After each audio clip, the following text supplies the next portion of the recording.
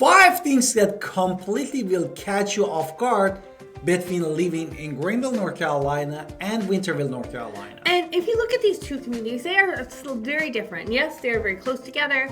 It's literally one street that separates them, but the lifestyle in and of itself is different. If you're not from here, if you're not from the Greenville, Winterville location, you don't know the differences. Especially if you're in New York, California, Florida, Hawaii, or anywhere in the middle, like Wyoming, you do not know what side is what. And relocating is not just about a change of address. It's about a new culture, a new way of life, a different pace of life, and a different set of community norms. Because where I'm from in Boston, nobody waved at you. We just looked at you straight in the eyes, and that way we were saying, this is who I am, I see you. But I mean, it wasn't like, hi, how are you? Which is what here is. Exactly. Now, let's compare these two cities, Greenville and versus Winterville, and the immediate thing that is going to come to our mind is what is the vibe. Is that vibe shift that we have between Greenville, North Carolina and Winterville, North Carolina. Why? Because Greenville actually is a very energetic city with that youth atmosphere, because in downtown we also have ECU, East Carolina University, which is the home. Greenville actually is the home of ECU with over 28,000 students, And what else? Now, the uptown district in that area, yes, you're going to have a lot of college kids, so downtown, entertainment, dining, nightlife.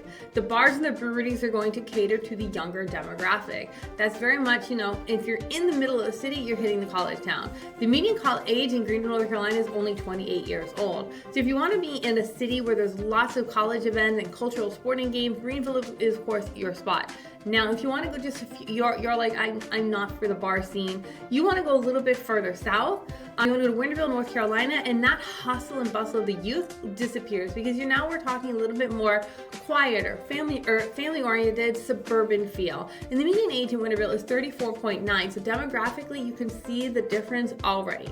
Which is 28 years old versus 35 years old. Now they have annual, why we say Winterville also the difference, we have annual Winterville Watermelon Festival, which is a tradition around here in Winterville, North Carolina for more than 40 years. And the town parks, recreation department also are incredibly active with the youth sport and summer camps. Right, so Winterville is definitely the more compelling choice if you're looking for a family-oriented thing. Now, the second thing, when people say, well, what else is going on there? We have to make sure you understand the medical district. The medical district is our second cultural shock, because not everybody has a medical district. Now, if you see the hospital, you just think it's standard regional, but ECU Health, this is a massive health center, and it's a massive medical district where people live, where the entire economy is set basically on the patterns of the hospital. It is a level 1 trauma center with over 1,100 beds and growing. It is the small category of our nation's largest and most capable hospitals, and with the population under 100,000 people, having a medical hub of this size is highly unusual.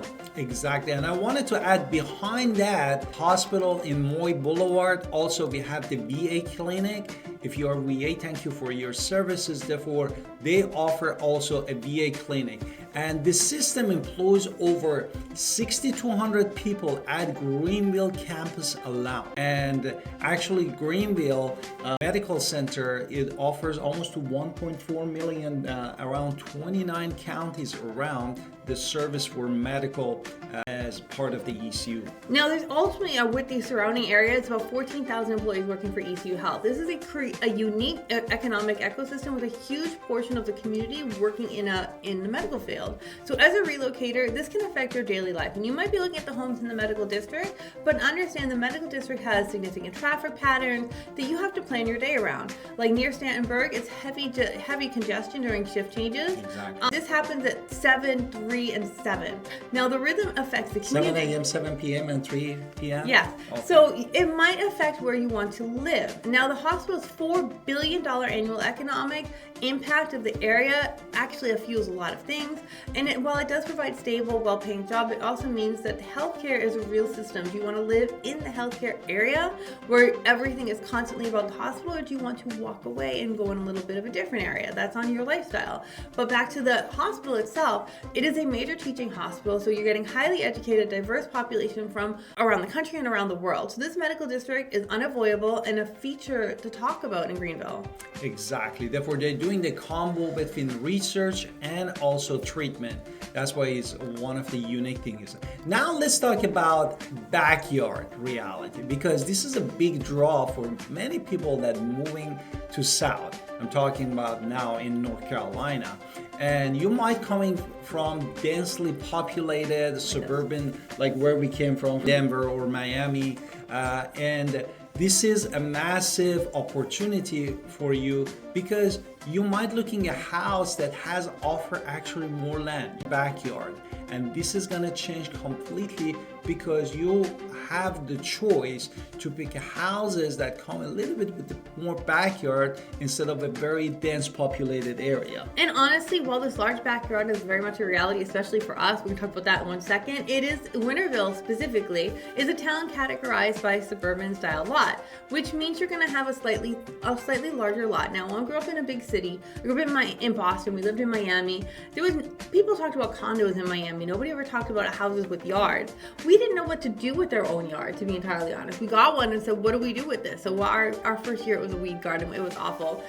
But the price per acre in Winterville is significantly higher, but it is someplace where if you are looking to have your family, you are going to have a little bit more of an outdoor space with with garden or play area or whatever you choose to do with your yard, because that's something we had to think about. What do we want to do with our yard, which we didn't think about before. Exactly. But in Greenville, you're going to get more of an urban living experience, smaller lot size.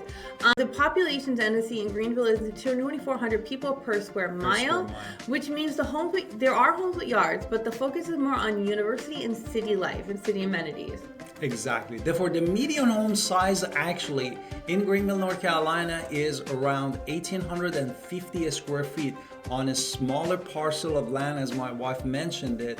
And here is the real shockers actually for the newcomers or new people that they are relocating to the area. The housing market actually in Winterville, North Carolina is 20.6% more expensive than Greenville, North Carolina. Right, so this price difference is a direct reflection of the higher demand for people with larger lots and looking for a family lifestyle. So you have to understand the choice isn't just about the house, it's how much it comes with it. Now, if you prioritize space and privacy, Winterville is probably going to meet your expectations, and the urban parts of Greenville won't. Maybe the outskirts, but maybe that.